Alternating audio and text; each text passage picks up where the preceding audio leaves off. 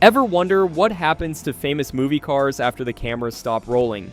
You'd think they'd end up in museums or private collections, but here's something wild. Some of the most iconic vehicles from cinema history actually ended up locked away in government storage facilities. We're talking about real movie props that got tangled up with authorities, impounded by police, or stored in restricted government archives. Today we're counting down 10 legendary movie cars that had unexpected run-ins with bureaucracy and ended up behind government locks.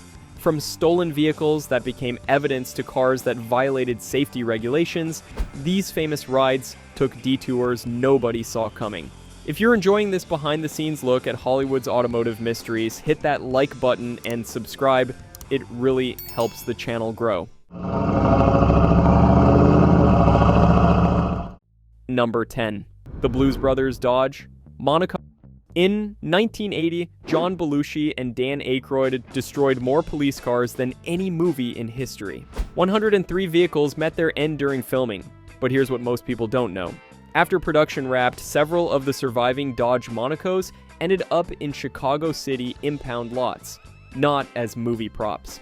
As actual impounded vehicles, the production had used real decommissioned police cars for the film.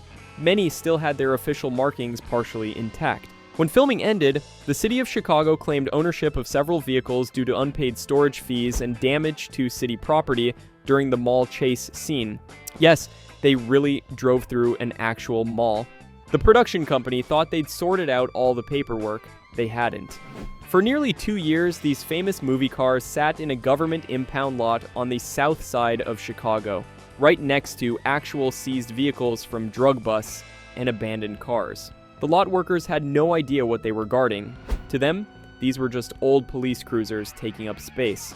The cars deteriorated badly during their government storage. Rain leaked through bullet holes from the famous scene where Carrie Fisher's character opens fire with an M16. Rust ate through the floor panels. Vandals stripped parts when security was lax. By the time the lawyers finally resolved the ownership disputes in 1982, most of the cars were beyond saving. Only 3 Monacos survived the impound experience intact enough to be restored. One eventually sold at auction in 2006 for $43,000. The buyer found city impound stickers still attached under the dashboard, along with a 2-year-old parking violation notice from the Chicago Police Department. The irony wasn't lost on anyone. Movie police cars getting actual tickets while in police custody. The strangest part, during their impound, these cars were technically evidence in an insurance fraud investigation. The production company had claimed excessive damage costs, and investigators needed to verify the vehicle's condition. So, the Bluesmobile literally became government property twice. Once as a movie prop, playing a police car, and once as actual evidence in a real police investigation. They're on a mission from God indeed. Number 9, Knight Rider, KITT, cars. Between 1982 and 1986, Knight Rider used approximately 20 different Trans Ams to create KITT. Most people assume these cars went to collectors after the show ended. The reality is much stranger. Several KITT cars ended up in California state storage facilities due to a complex legal dispute over ownership rights. When the series wrapped, Universal Studios claimed ownership of all the vehicles, but General Motors argued they had only loaned the cars for promotional purposes. Meanwhile, the company that installed the special effects equipment filed liens for unpaid invoices totaling $300,000. The courts ordered all disputed vehicles into secured government storage until the matter could be resolved. And for 18 months, 5 complete KITT cars sat in a California Department of Transportation warehouse in Sacramento. These weren't replicas or stunt doubles.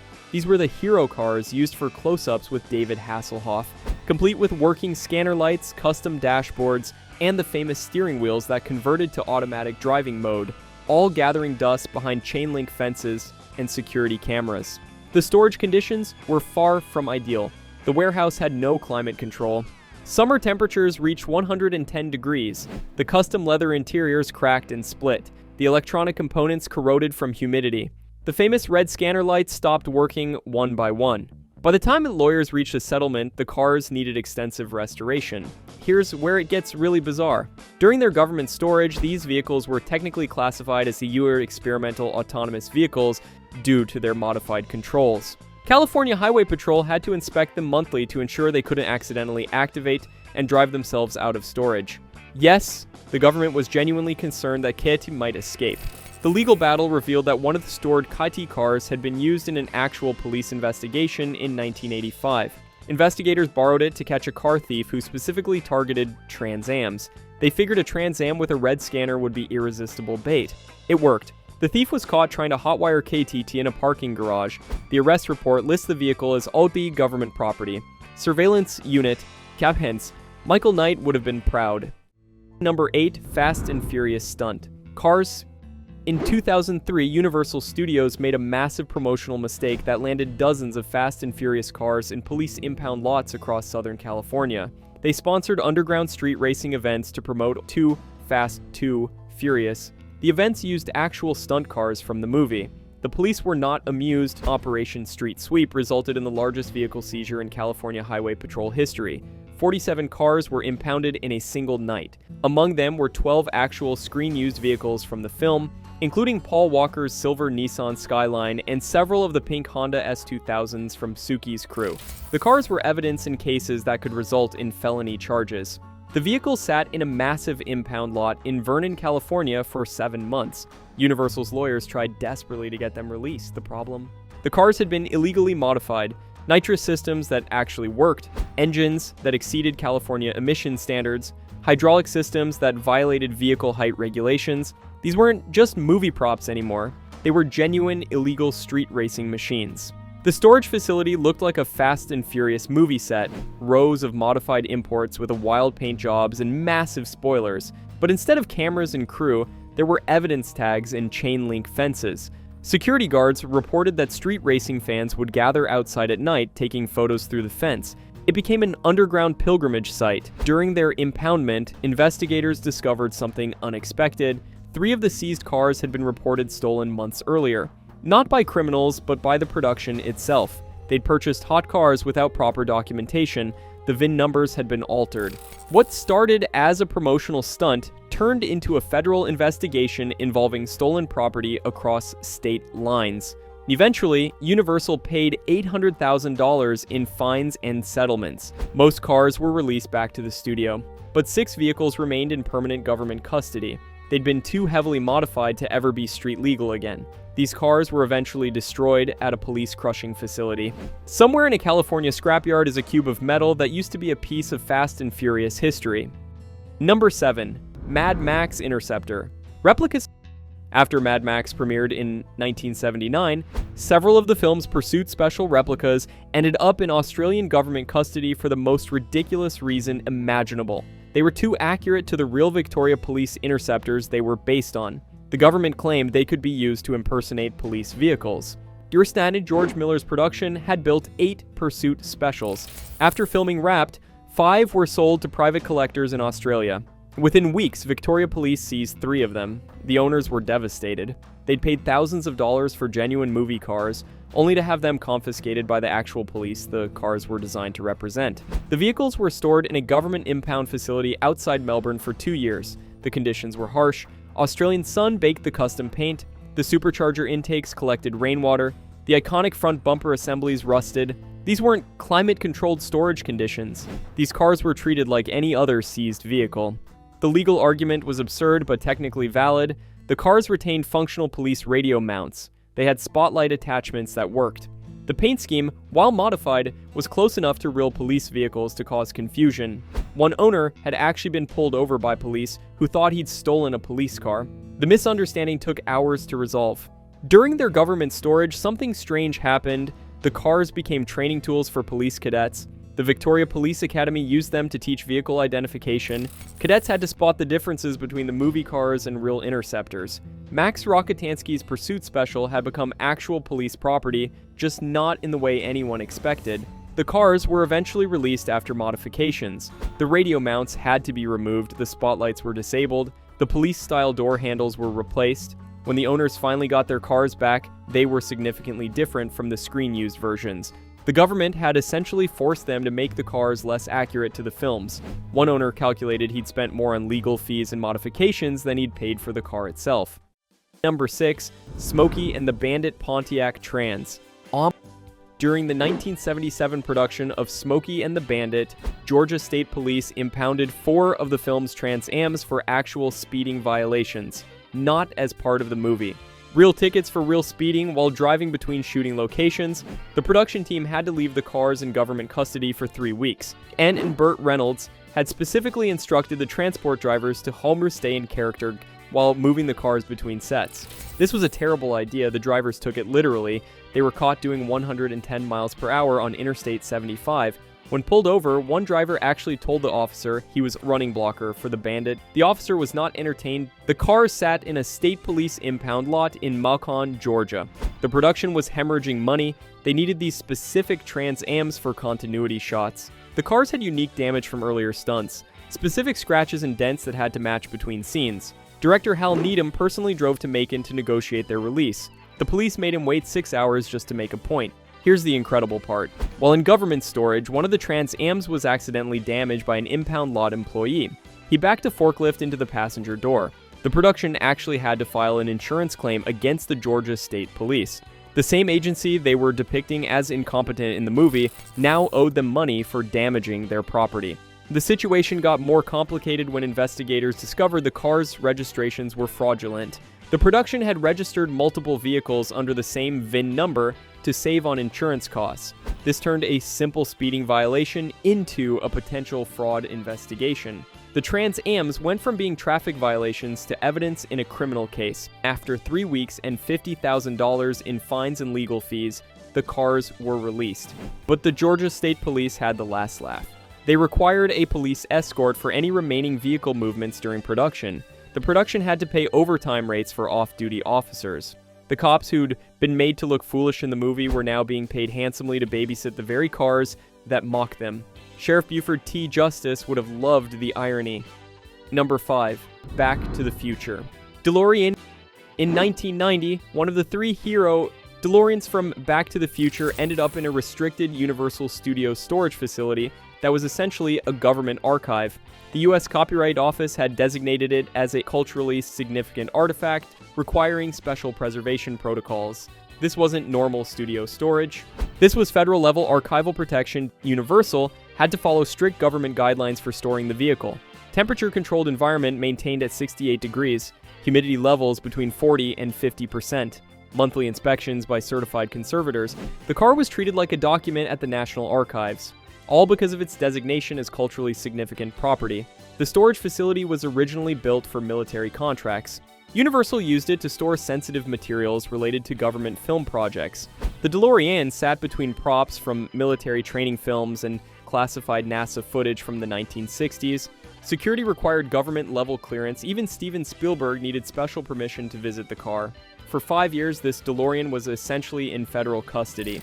Not seized or impounded, but protected under laws normally reserved for historical artifacts. The car couldn't be moved without filing paperwork with the Copyright Office.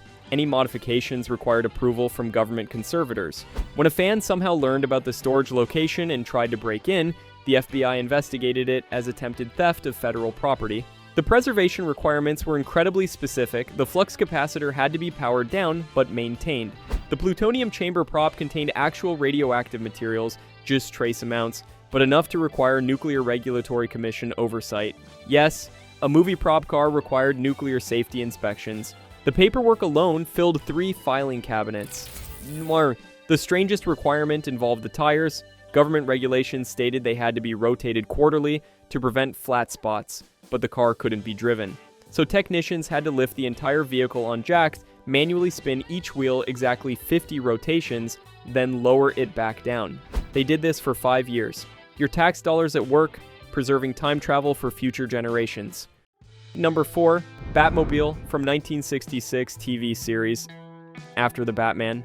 TV series ended in 1968. The original Batmobile spent 3 years in a Los Angeles County storage facility, not by choice. The car had been impounded as evidence in a lawsuit between George Barris, who built it, and 20th Century Fox, who claimed they owned it. The court ordered it into government custody until ownership could be determined. The storage facility was a county warehouse in Burbank used for holding evidence in civil disputes. The Batmobile sat between repossessed restaurant equipment and furniture from bankruptcy cases. No special treatment, no climate control. just a tarp thrown over one of the most famous cars in television history. The atomic batteries were removed, but the rocket exhaust tubes collected 3 years' worth of dust and debris. During its government storage, something bizarre happened. The car was nearly sold at a county surplus auction by mistake.